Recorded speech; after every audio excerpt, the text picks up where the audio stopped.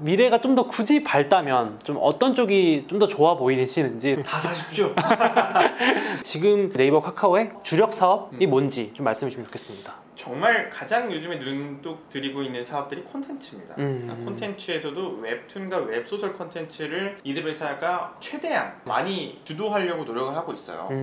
IP를 최대한 많이 얻으려고 노력합니다. 네이버부터 얘기를 하면 네이버 웹툰이 정말 잘 돼요. 네이버 웹툰이 뭐 쿠키 좀 구우시는 분들도 있는데 그러실 거예요. 근데 이제 네이버 웹툰이 전 세계적으로 잘 됩니다.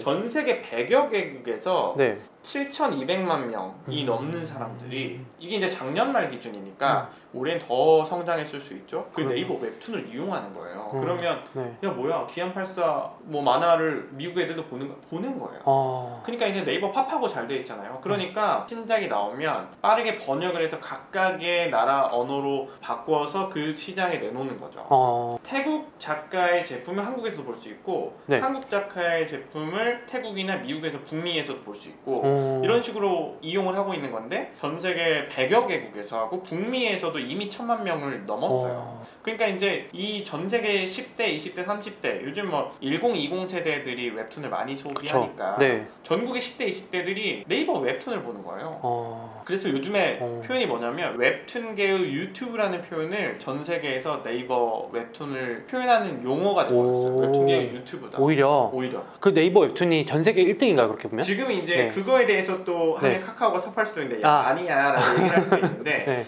매출 규모가 아니라 사용하는 국가 기준으로 하면 전 세계 1등은 네이버가 맞습니다. 그 이제 웹툰 얘기했으니까 카카오 얘기도 바로 조금 하면 네. 카카오는 일본 시장을 완벽하게 장악했습니다. 네이버도 라인망가라는 웹툰 플랫폼이었는데 라인망가를 한 1, 2년 전부터 네. 피코마라는 카카오의 웹툰 플랫폼이 따라잡아요.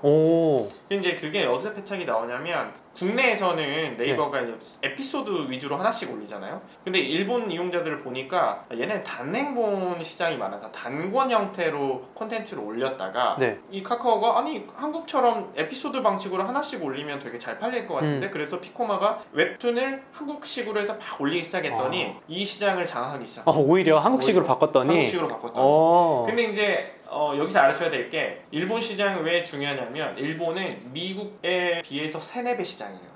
일본 만화 시장이 미국 콘텐츠 시장에 비해서도 3-4배 시장이에요. 근데도 카카오가 여기서 1등을 하고 있는 거니까 그러게요. 매출을 엄청나게 내고 있는 거고, 그 다음에 이 시장에서 또 놀라운 게 일본 만화 시장 전체로 봤을 때 웹툰 시장이 아직 한 자릿수예요. 이제 막 갓 10% 내외예요. 그러니까 야 정말 성장성이 큰데 야 웹툰을 확장만 하면은 단행본 시장까지 확대될 수 있는 거 아니야? 라는 생각이 들잖아요. 그쵸. 더 놀라운 게 일본은 단행본 시장까지 같이 커집니다. 같이 윈윈이네요. 뺏어먹는 게 아니고. 뺏어먹는 게 아니고. 네. 그러니까 이 일본의 일본 만화 시장 자체가 미국보다 3-4배 큰데도 엄청나게 계속해서 발달하면서 커지고 있고, 거기서 카카오와 네이버가 점유율을 가져가고 있고, 카카오가 지금 1등인 시장이고, 그러니 이제 전 세계 100여 개국 말고도 이제 카카오가 여기서 일본이 잘하고 있고, 최근에는 태국이랑 이 동남아시아에서도 카카오가 우리가 이제 좀 더 잘하고 있다라는 막 자료들을 내기 시작했거든요. 그랬더니 매출로 우리가 1등이야 이렇게 막 서로 막 싸우고 있는 시장이고.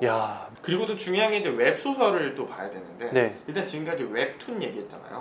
네이버가 웹툰에서 전 세계 100여 개국에서 잘하는데 여기 좀 부족하다고 생각한 거예요. IP를 최대한 모아야 되니까. IP 또 뭐 있어? 웹소설 있잖아요. 소설. 웹소설. 그러니까 이제 전 세계 1위 업체인 와패드라는 회사가 있습니다. 와패드라는 회사를 올 초에 6,500억 원을 들여서 인수를 했어요. 사버렸구나. 사버렸어요. 6,500억이면 네이버가 지금까지 그렇게 돈을 쓴 적이 없어요. 약간 역대 최대 규모. 자기 자본 규모의 10% 내외를 들여서 그냥 사버립니다. 근데 와패드가 일이면 어느 정도인데 9천만 명이 이용해요. 이 와패드를 이용하는 사람이 9천만. 그리고 웹툰은 우리가 아까 7,200만. 그럼 단순 합산을 했을 때 전 세계 1억 5천만의 네이버의 콘텐츠를 이용하는 거예요. 그러네요. 웹 콘텐츠. 근데 이게 더 놀라운 게 웹툰과 웹소설은 이 약간 콘텐츠를 소비하는 방식이 달라서 젊은 애들만 많이 이용하는 경향도 있잖아요. 많이 봐야 30대까지도 이용하는데 2030 세대를 포괄하는 콘텐츠 시장을 네이버가 장악하려고 하는 것이고, 그 다음에 아직 10대에서도 어린 연령대까지도 포섭할 수 있는 거죠. 그렇죠. 네. 그러니까 이 콘텐츠 시장을 장악하는 게 엄청 중요하네요. 엄청 중요해요. 그렇죠. 근데 이제 카카오도 네. 네이버가 막 다 이렇게 하니까 네. 카카오도 이제 막 네. 어떻게 우리도 해야지. 그래서 북미 최초의 웹툰 플랫폼인 타파스. 그러니까 미국에서 네이버 이전에 다른 플랫폼도 있었을 거 아니에요. 그렇죠. 그 웹툰 첫 번째로 만들었던 플랫폼이 타파스라고 있는데 타파스도 한 5천억 들여서 사버립니다.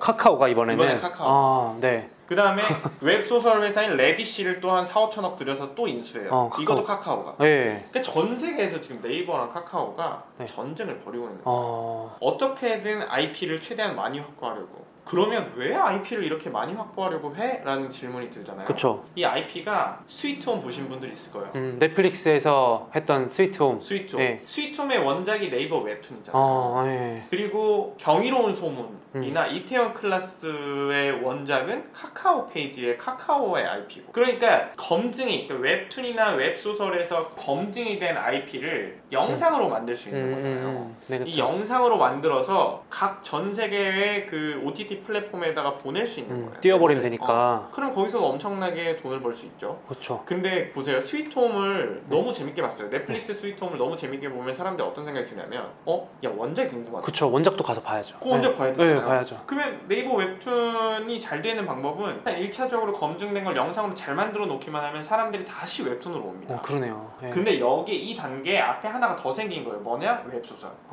웹소설을 웹툰으로 만들고 웹툰 잘 나가는 거를 영상으로 만들고 영상 잘 본 사람들은 웹툰을 보고 웹툰 재밌으면 웹소설도 소설까지도 보고. 이게 완전히 선순환 구조를 이렇게 만들어 버리는 거거든요. 좋은데요? 그러니까 얘네는 계속해서 돈을 버는 거예요. 그러네요. 그렇죠. 네, 그러니까 전 세계에서 IP를 어떻게든 확보하려고 전쟁이 벌어지는 거예요. 여기서 조금 딴 얘기하면 그 리디북스 있잖아요. 전자책 리디북스 이용해 보시는 분들 있을 텐데 리디북스는 전자책으로 돈 벌지 못합니다. 적자예요? 적자는 아니고 리디북스가 네. 유니콘 기업인데 네. 리디북스의 매출이 어디서 나오느냐? 네. 웹툰 웹소설에서 나와요. 그래요? 리디북스도 웹툰 웹소설 합니다. 이용하시면 들어가면 전자책 다 있고 웹툰 웹소설이 있는데 본 것 같아요. 네네네. 근데 돈이 여기서 벌어요. 정작 현금은 거기서 뽑아내는구나. 거기서 뽑아내요. 야. 그게 이게 되게 재밌는 거고. 재밌네. 그다음에 얼마 전에 그 로크미디어라는 장르 소설 전문 기업이 있어요. 그 달빛 조각사라는 그 저 군대에서 봤는데. 그렇죠. 그 보유한 회사가 로크미디어인데 네. 최근에 그 원스토어라는 SK 계열사인 곳에서 네. 구글 플레이 있고 애플 앱스토어 쓰고 그다음에 원스토어가 있잖아요. 네. 근데 원스토어에서 이 로크미디어를 400억 주고 인수해요. 야. 이 IP, 이 장르 소설 IP를 가져와서 자기 플랫폼 위에다가 콘텐츠를 팔기 위해서. 그러니까 전 세계가 지금 그 IP를 확보하기 위해서 난립니다. 야. 어떻게 보면 무형자산 앞에서 무형자산, 그 엄청난 거죠. 무형자산. 네. 맞습니다. 무형자산. 이거에 대한 가치를 누가 평가하나요? 지금까지는 잴 수 없었는데.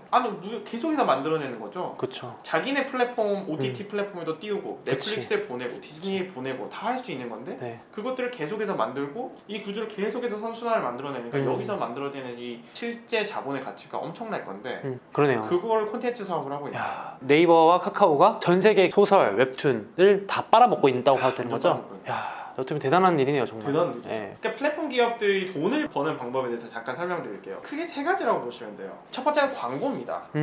광고를 해서 돈을 버는 거죠. 네이버 검색 딱 들어가면 웹페이지에 상단에 뭐 배너 광고 많잖아요. 네. 야나도 엄청 많이 나오고 맞아요. 그렇죠. 네. 그런 거 보고 그다음에 이제 카카오도 카카오톡 옛날에 욕 엄청 먹었던 2019년에 욕 많이 먹은 톡보드 채팅창 누르면 채팅창 맨 상단에 광고 뜨잖아요. 네, 맞아요. 그게 네. 다 광고죠. 네, 그렇죠. 그런 식으로 광고를 통해서 버는 게 1번이고 두 번째가 콘텐츠입니다. 두 번째 콘텐츠 안에 들어가는 게 쇼핑, 음원, 그 다음에 웹툰, 웹소설 그런 게 다 콘텐츠예요. 네. 얘네가 어떤 콘텐츠를 가지고 있느냐에 따라서 계속해서 사업을 꾸려나갈 수밖에 없는 거죠. 그 다음에 마지막에는 물건을 판매해야 되는 거예요, 실제로. 근데 쇼핑은 두 번째 콘텐츠의 영역이 들어가지만 세 번째 물건 판매에 들어가거든요. 그러네요. 직접 돈을 벌 수 있는 걸로 물건을 판매해야 되니까 네. 쇼핑을 키워나갈 수밖에 없는 거예요. 쇼핑 안에서 사람들을 모아서 물건을 얼마나 잘 팔 수 있느냐, 그게 이제 플랫폼 플랫폼 기업의 성장 방정식인데 이 세 가지에 다 들어가고 있다라고 생각하시면 돼요.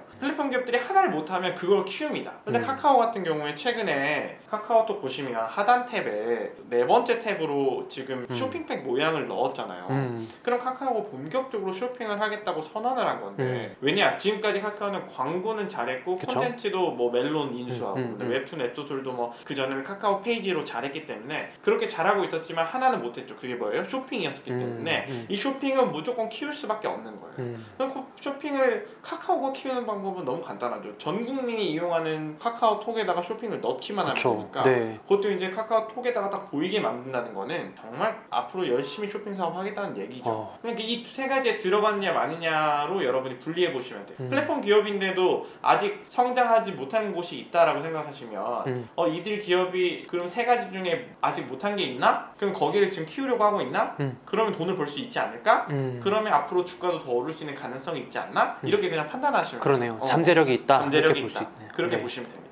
핵심 사업 말씀해 주셨는데 또 다른 네이버와 카카오가 이렇게 경쟁하고 있는 부분이 있을까요? 근데 쇼핑 얘기를 좀 해봐야 될 것 같아요. 네. 쇼핑 같은 경우에는 뭐 너무 또 잘 아시는 분야고 이용하지 않은 분들이 없으니까 제 주변에 딱 두 그루의 쇼핑 사람들이 존재합니다. 첫 번째는 네. 야 쇼핑은 네이버지. 네이버 들어가봐. 네이버 완전 낮은 순, 가격 낮은 순, 뭐 리뷰 맞아요. 많은 순, 네. 나래비 쫙 세워주잖아. 그러면 네. 그냥 클릭만 한번 하면 돼. 맞아요. 편해요, 일단. 그쵸? 네. 고른 사람들 있고. 네. 그다음 야 쇼핑은 쿠팡이지 무슨 소리야. 야 자정 전에만 주문하면 맞아요. 무조건 다음날 아침에 배송 되잖아. 네. 뭐 이런 사람들이 네. 있거든요. 두 부류의 사람들이 존재하는데 이 쇼핑 시장을 크게 봤을 때는 네이버가 독보적인 1위예요. 그게 18%, 그 다음에 쿠팡이 13, 이베이코리아가 12.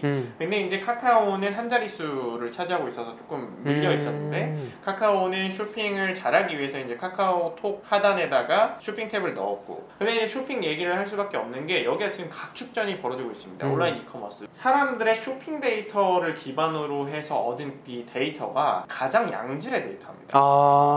데이터를 굴리거나 데이터를 결합해가지고 신상품을 만들어내거나 아니면 데이터로 뭔가 부가가치를 만들어내기 위해서는 이게 양질이냐 아니냐 불순물이 있느냐 없느냐가 중요한데 그쵸. 쇼핑만큼 양질인 곳이 없어요. 예를 들면 네이버가 스마트 스토어 하잖아요. 네. 네이버 스마트 스토어의 판매자들만 지금 올해 3월 기준으로 45만 명인데 판매자가요?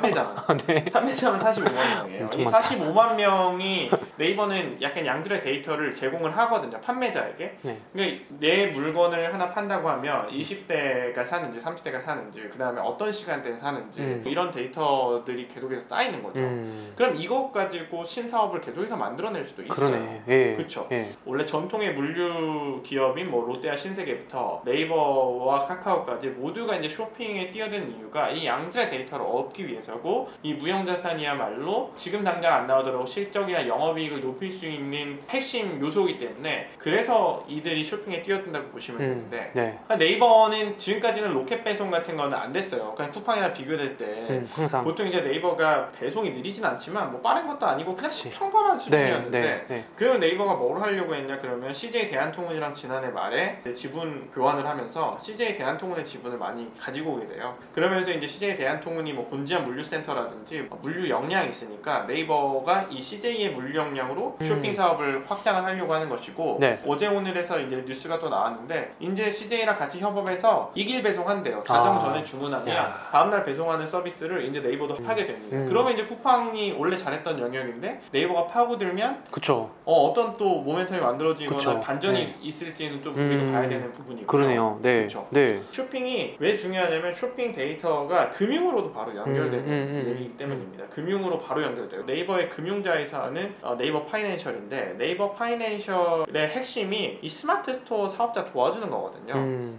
그래서 이제 네이버가 또 전 세계 최초로 무슨 놀라운 일을 벌였냐면 판매 대금을 정산해 주는 것을 배송이 시작될 때 바로 정산을 해줘요. 먼저 주는 개념이네요, 약간. 완전 놀라운 개념이에요. 왜냐면 이게 아마존 같은 경우에 한 2주 걸리고요. 그 다음에 쿠팡은 40일, 뭐 30일에 40일 정도 걸린다고 하죠. 뭐 판매자들은 좀 더 불만이 있는 것 같은데. 그쵸. 네. 근데 이제 배송이 확정되는 시점에 바로 판매 대금을 판매자가 얻게 되면 이 반품 우려도 있고 그렇죠. 네. 보통은 이제 물건이 배송된 다음에 구매 확정을 우리가 그쵸. 누르거나 네. 구매 확정이 이루어진 다음에 한 달 내외로 맞아요. 정산을 해주는 거예요. 네. 그럼 이 판매자에게 들어와야 되는 돈을 이 플랫폼 기업들이 한 달 내지는 2, 3주 동안 가지고 있으면 무슨 일이 일어났냐? 이 돈이 목돈이기 때문에 이자 수익이 발생. 그치. 네. 어마어마하겠네요. 근데 네이버는 이자 수익이 포기하겠다는 거예요. 아, 그거 포기하고서라도 주겠다. 그 스마트 스토어 사업자들에게 필요한 돈 바로 보내주겠다.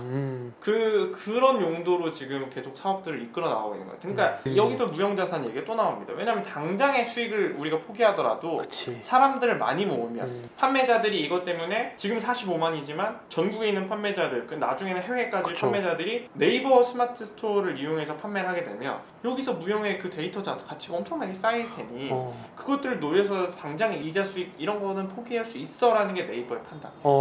진짜 판매자 입장에서는 그 돈 빨리빨리 받는 게 되게 중요한 문제잖아요. 그게 이제 전 세계에 없는 모델이기도 하고 다른 데들 약간 쿠팡 같은 경우에는 쉽게 못할 수밖에 없는 게 쿠팡이 지금 적자가 얼마나 그쵸. 그러니까 조금이라도 이자 수익을 내서 적자를 메우려면 쿠팡은 돈을 킵해 놓는 기간이 길 수밖에 없어지는 것이고 아마도 적자 폭이 더 심해진다. 지금 뭐 적자 폭이 계속 줄여가고 있지만 이게 뭔가 계속 줄어드는 게 아니고 유지 정도밖에 안 된다. 그러면 이 기간을 법정 한도 기간까지 최대한 늘려서 받을 수밖에 없어요. 그럼 판매자들은 빨리 돈이 들어와야 판매 정산 대금 돌리고 그 다음에 새로운 물건도 개발하고 물건도 빨리 맞아요. 떼오고 그럴 텐데 이런 것들이 문제가 되는 거죠. 그러니까 되게 네이버 그게 이제 놀라운 일인 것이고요. 그게 쇼핑이랑 금융까지 연결되는 것이고 그 다음에 이제 쇼핑 얘기를 조금 했는데 이 쇼핑은 진짜 올해 정말 전 세계에서 각축장이 될 수밖에 없는 게 국내에서도 네이버가 배송 물류 확대한다고 CJ랑 손잡고 그 다음에 신세계랑 손잡고 이 한 축이 있는 것이고 네. 쿠팡이라고 하는 거는 이제 손정의 소프트뱅크의 이 한 축이 있는 것이고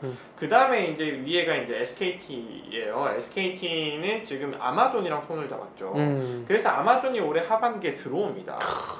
국내에 들어와요. 아마존이 들어오면 뭘 할 수 있느냐? 네. 전 세계 해외 직구 시장을 SKT와 손잡고 열어 제낄 수가 있어요. 아마존이 가지고 있는 해외 직구가 지금보다 훨씬 편리해질 거고 SKT는 이제 아마존이랑 손을 잘 잡고 나면 제 생각인데 네. 앞으로 그럼 중국 알리바바랑도 우리가 손잡고 우리가 해외 직구 시장은 우리가 먹겠다라고 생각을 할 수도 있는 거죠. 그렇죠. 그러면 이제 거기서 파생되는 데이터들을 모을 수 있는 거고 네이버 상품이 네이버 결제와 관련된 게 네이버 페이인데 네. 네이버 페이를 이용해서 지금 쇼핑도 하고 있고 그 다음에 금융도 이제 네이버 페이에 있는 데이터들이 모이잖아요. 네. 카카오도 마찬가지고 카카오도 카카오페이에 카카오 쇼핑에서 만들어지는 양질의 데이터가 카카오페이로 쌓일 것이고 그 다음에 카카오페이는 송금도 하니까 금융사업으로 거기서 또 양질의 데이터가 쌓이는데 SK는 지금까지 페이가 좀 약했는데 해외 직구 아마존이랑 손잡고 한다. 근데 대신에 SK페이를 이용해서 쓰시면 더 많은 할인을 드립니다 라고 하면 사람들이 쓰겠죠. 그쵸. 네. 그러면 또 약자였던 SK페이가 솟아오르겠죠. 그러네요. 그러면 또 양질의 데이터 모으겠죠. 이겁니다. 전 세계가 지금 쇼핑이나 금융 테마에서 계속해서 양질의 데이터를 어떻게 모을 수 있느냐에 빅테크 기업, 플랫폼 기업들, 그 다음에 플랫폼 기업이 아니었던 전통의 기업들까지 플랫폼화 되려고 노력하고 있는 거예요. 그러네요. 대부분 통신 기업이 이제 쇼핑까지 그렇죠. 쉽게 말하면. 더 11번가를 원래 잘하고 있었기도 했지만 그것들을 다 하려고 하는 이유가 다시 계속 말씀드리는 양질의 데이터. 거기에 대한 고민들이 다들 있는 거죠. 카카오 금융 얘기 드리면 카카오가 이제 뭐 21일 기준으로도 오늘도 뭐 주가를 쌌다가 뭐 내려왔네 뭐 어쨌네 막 이러지만 계속해서 카카오가 주가가 오른 이유 중에 핵심이 카카오뱅크잖아요. 네. 카카오뱅크가 이제 곧 상장하니까. 네. 카카오뱅크 상장하는데 카카오뱅크는 어떤 회사냐? 정말 국내에 레거시를 다 제끼고 1250만, 1300만의 MAU를 보유한 회사거든요.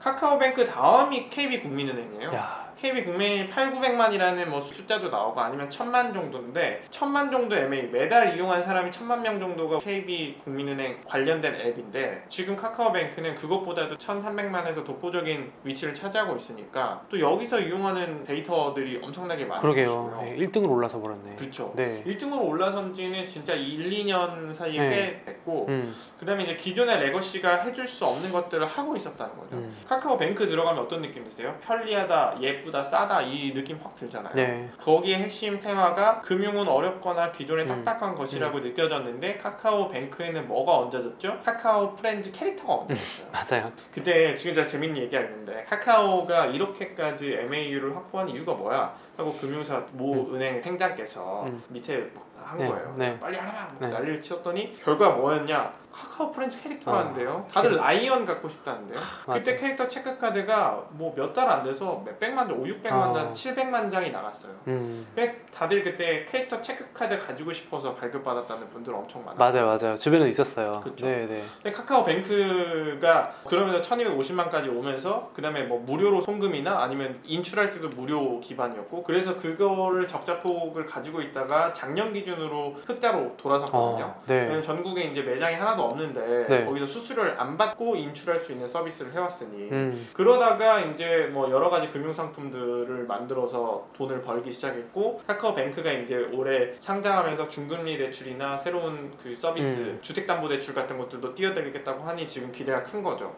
카카오뱅크가 장악하는 순간 기존 레거시가 가지고 있는 영역 다 먹을 수 있겠다는 생각이 있는 네. 거고 카카오 증권도 있죠. 카카오페이 네. 증권 네. 그리고 얼마 전에 카카오가 손보사 예비인가도 받았어요. 그럼 카카오가 이제 보험도 뛰어들어요. 보험까지.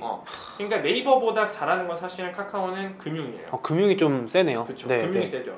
금융 왕국의 대업을 이뤘다라는 평가를 할 정도로 카카오는 거기에 성장 모멘텀이 있고 그다음에 올해 또 상장하겠다는데 카카오페이죠. 네. 카카오페이도 금융의 그 자회사이기 때문에 카카오페이도 상장한다고 하고 있고 그다음에 뭐 내년에 카카오 모빌리티도 상장한다고 하고 있고 그러니까 이제 금융 테마로 봤을 때는 계속해서 주가가 오를 수 있는 이유 중에 하나가 계속해서 상장하는 회사들에 대한 기대감. 네, 호재들이 좀 그렇죠. 줄줄이 있으니까. 그렇죠. 그런 것들에 대한 기대감이 있는 것 같아요. 그러니까 이제 쇼핑 금융 테마도 이들 사업들을 주력적으로 한 이유가 플랫폼 기업이 어떤 하나의 테마라도 놓치면 안 된다는 기본적인 생각이 있는 거예요. 한성숙 대표가 그런 얘기를 해요. 아마존, 구글, 페이스북 같은 플랫폼 기업들은 콘텐츠, 금융 뭐 다 하고 있다. 거기서 플랫폼 기업의 속성 자체가 하나라도 놓치면 안 된다는 그 두려움이 있다. 이런 얘기를 하거든요. 네. 한성숙 네이버 대표가 실제로 한 얘기예요. 그러니까 그런 차원에서도 네이버나 카카오는 앞으로 계속해서 플랫폼 위에 태우는 큰 테마의 콘텐츠로 쇼핑도 있고 금융도 있고 콘텐츠도 있고 다 넣을 수밖에 없는 거죠. 안 할 수가 없다. 안 할 수가 없다. 이런 얘기를 드리고 싶어요.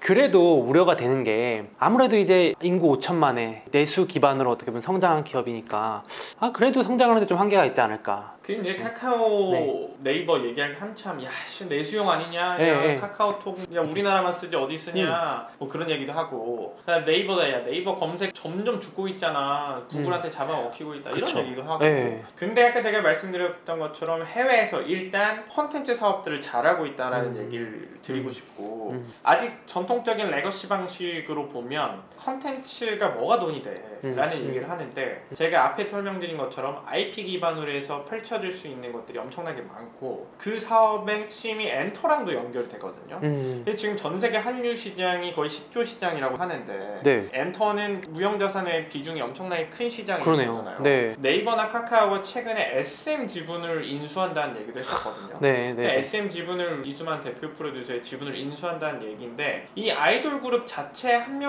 한 명이 IP인 거예요. 아이돌 그룹 한 명을 데려오는 것만으로 이 아이돌 그룹이 만들어내는 엄청난 가치들이 있는 건데 그냥 단순히 음악이나 음반 정도가 아니고 이들을 통해서 굿즈 만들어낼 수 있고 이들을 통해서 온라인 콘서트도 할 수 있고 이들을 통해서 팬덤 산업 전체를 장악할 수 있기 때문에 이게 이제 엄청난 돈벌이 시장이 되는 거죠. 그러니까 이제 해외에서 돈을 벌고 있냐 안 벌고 있냐 핵심은 그냥 IP라고 보시면 되고 IP를 얼마나 확보하려고 하는지 그 전 세계에서 네이버 카카오가 IP 확보에 혈안이 돼 있다는 얘기는 제가 반복적으로 말씀을 드린 것이고요. 자, 근데 가장 궁금한 질문인데요. 제가 쭉 들어보면서 어떤 부분에서도 네이버가 앞서가는 것 같기도 하고 어떤 부분은 카카오가 앞서가는 것 같기도 한데 저자님은 개인적으로 이건 뭐 투자 이런 권유는 아닙니다. 근데 미래가 좀 더 굳이 밝다면 좀 어떤 쪽이 좀 더 좋아 보이시는지 솔직한 생각을 한번 들어보고 싶습니다. 다 사십시오.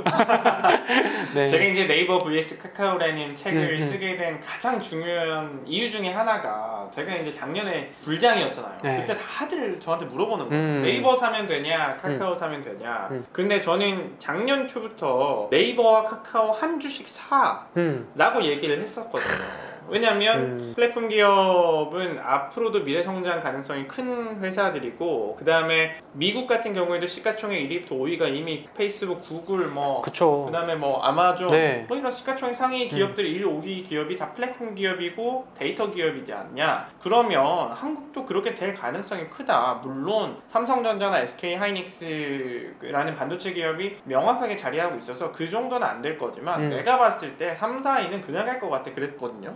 그때 제 카카오가 그때가 뭐 10위 언저리, 11위, 12위 이럴 때예요. 그때 제 야. 친구가 너는 미쳤다. 넌 그건 내가 넌 틀렸다는 걸 증명해주겠다. 그랬어요? 증명해줘서 걔가 무슨 뭐 바이오 종목을 풀면서 했다고 물고 있습니다. 그래서 이제 굳이 하나를 선택해야 된다면 앞으로 더 해외에서 벌어들일 게 많은 회사가 뭔지에 방점을 찍어야 된다고 봅니다. 좋은 포인트네요. 빅테크랑 뭔가 조인을 해서 뭔가를 한다. 그럼 또 진짜 잘 봐야 돼요. 야 이것도 뭐 있다. 구글이랑 갑자기 뭘 했다. 아니면 뭐 MS랑 뭘 했다. 그런 게 점점 많아질 거거든요. 네이버, 카카오는 전 세계 글로벌 회사들이 뭘 하고 있는지 글로벌 회사랑 뭐 했다 그러면 그때 좀 카카오 2주 더 사고. 좋네요. 근데 네. 이제 또 네이버가 또 해외에서 뭐 했다 1위 했다 그러면 네이버 그때 더 2주 더 사고. 뭐 이런 식으로 해서 균형을 맞춰가면서 네이버나 카카오를 계속해서 모아가시면, 물론 지금이 고평가 저평가 이런 건 잘 모르겠습니다. 그렇죠. 근데 네. 뭐 10년 뒤에는 네. 이들 회사가 더 커져 있지 않을까요? 그렇죠. 저도 그렇게 봅니다. 저도 네. 그렇게 식으로 판단해서 좋은 수익 내시기를. 네, 알겠습니다.